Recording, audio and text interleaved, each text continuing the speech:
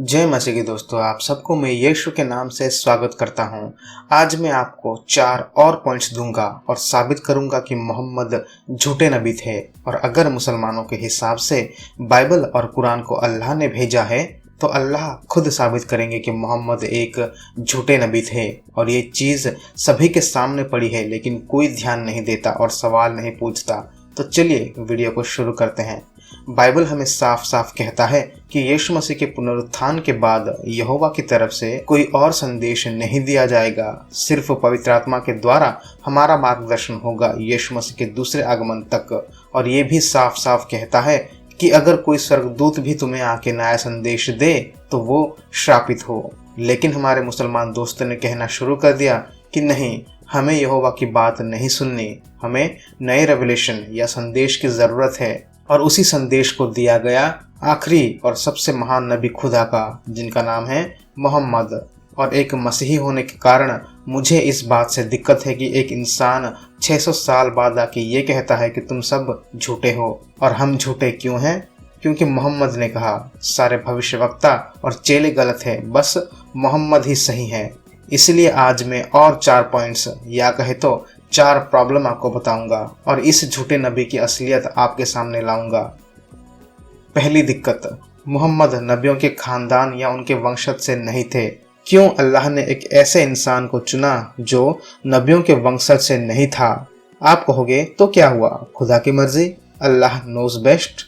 लेकिन दोस्तों, जुडाइज्म और क्रिश्चियनिटी में ये सबसे बड़ी प्रॉब्लम है और यहीं पर मोहम्मद एक्सपोज हो गए। क्योंकि हम जानते हैं कि बाइबल में यहोवा ने इब्राहिम से जो वाचा या कवरेंट बांधा था कि हर एक प्रॉफिट या नबी जो आएगा वो तुम्हारे बेटे इसहाक और उसके बेटे याकूब के पीढ़ी से ही होगा, किसी और खानदान या पीढ़ी से नहीं। हाँ, हम ये जानते हैं कि इस्माइल भी इब्राहिम के बेटे थे और यहोवा ने इस्माइल को आशीष दिया था कि वो फले फूले, उसके 12 बच्चे होंगे, उसका बड़ा खानदान होगा। लेकिन बाइबल साफ साफ कहता है कि जितने भी नबी होंगे वह सिर्फ इसहाक के पीढ़ी से निकलेगी। और हम पूरे बाइबल में देख सकते हैं कि जितने भी नबी हुए, इब्राहिम से यीशु मसीह तक, सभी नबी, हर एक नबी उसी पीढ़ी से निकले थे। तो क्या अल्लाह 1400 साल पहले भूल गया कि उसने इब्राहिम, इसहाक और याकूब से वाचा बांधा था? अब देखते हैं सबसे बड़ी प्रॉब्लम। यहाँ तक कि कुरान भी कहता है कि प्रॉफिटहुड या जो नबी होंगे वो इसहाक और उसके बेटे याकूब से और उसके वंश ही होंगे। अगर ये आयत सही है तो मोहम्मद कौन से एंगल से नबी हुए? कुरान खुद कहता है कि मोहम्मद नबी नहीं है और मुसलमान इन्हें नबी मान के अपने खुदा अल्लाह की तौहीन कर रहे हैं। और अगर ये आयत सही है तो ये कुरान के बाकी आयतों से कॉन्ट्राडिक्ट करता है जहां मोहम्मद को प्रोफेट कहा गया है। बहुत ही इलॉजिकल बात और कॉन्ट्राडिक्शन है कुरान में। दूसरा प्रॉब्लम, बाइबल का हर नबी वो नबी है ये साबित करने के लिए उन सब ने कुछ ना कुछ चमत्कार किए या फिर भविष्यवाणी किया जो सफल हुई। नबी, भविष्यवक्ता या प्रॉफिट का मतलब ही है कि वो यहोवा की तरफ से भविष्यवाणी करेगा और उसे सफल होना ही है। लेकिन जब हम इस्लाम की तरफ देखते हैं, मोहम्मद ने ना ही चमत्कार किए और ना ही उसकी भविष्यवाणी सफल हुई। हमने एक वीडियो बनाया है इस टॉपिक पे, नाम है पॉल वर्सेस मोहम्मद और उनके चमत्कार। मैं उस वीडियो का लिंक डिस्क्रिप्शन बॉक्स में डाल दूंगा, आप देख सकते हैं। तो जब मोहम्मद ने लोगों को कहा कि मैं एक नबी हूँ, तब वहां के यहूदी और मसीही उन्हें जांचने के लिए उनसे बार बार विनती की कि हमें कोई चमत्कार दिखा या कोई चिन्ह दिखा जिसे देख के हम तुझ पे भरोसा करें।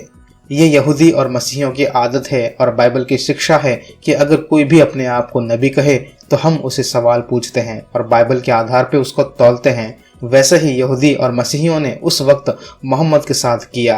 आपको पता है मोहम्मद ने क्या किया?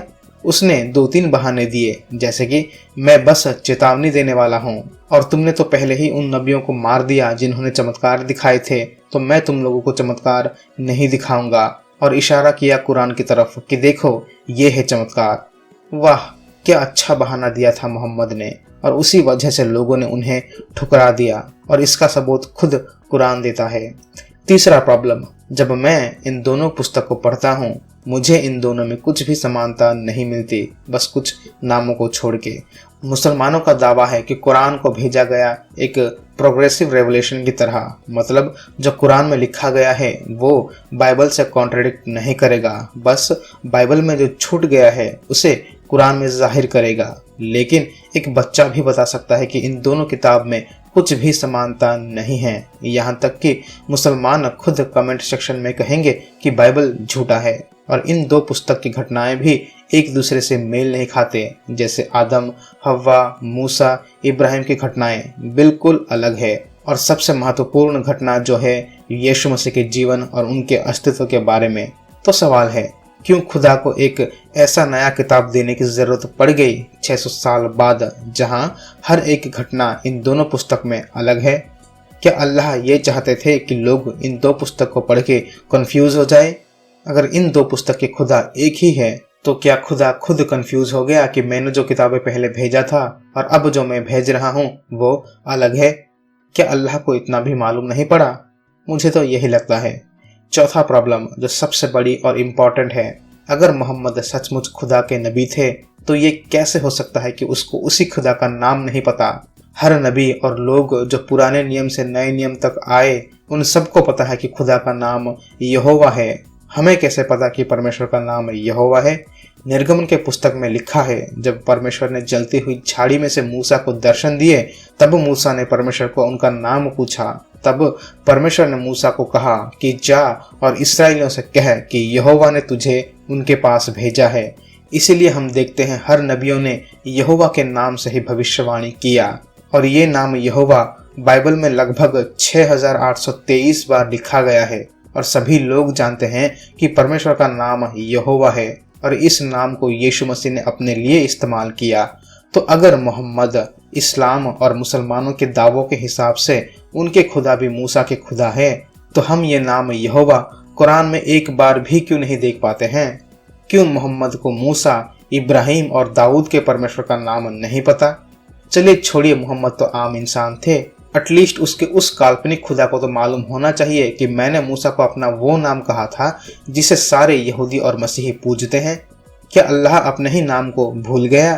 क्या आप सबको यहाँ पर गड़बड़ नहीं दिख रही है कि एक नबी आता है और उसको उस खुदा का नाम ही नहीं पता और चले आते हैं बाइबल को गलत साबित करने? और जब हम परमेश्वर के इस 4 स्टैंडर्ड या मापदंड को किसी भी नबी के ऊपर लगा के ये जान पाएंगे कि वो सच्चा है या झूठा है, और जब हमने इस 4 मापदंड को मोहम्मद के ऊपर इस्तेमाल किया, मोहम्मद नबियों के वंश नहीं थे, उन्होंने एक भी चमत्कार या भविष्यवाणी नहीं की, उसका संदेश पूरा अलग और कॉन्ट्राडिक्ट करता है जो पहले दिया गया था। और मोहम्मद को परमेश्वर का नाम तक नहीं पता, उसको पता नहीं कि वो किसकी तरफ से आया था। साबित करता है कि मोहम्मद एक झूठे नबी थे। मोहम्मद इस 4 मापदंड में फेल हो गए। अब मैं आप लोगों पे छोड़ रहा हूँ, क्या आप परमेश्वर के मापदंड को मानोगे या पापी मनुष्य के मापदंड को मानोगे? चुनाव आप खुद करें। प्रभु यीशु मसीह आप सभी को आशीष करे। आमीन।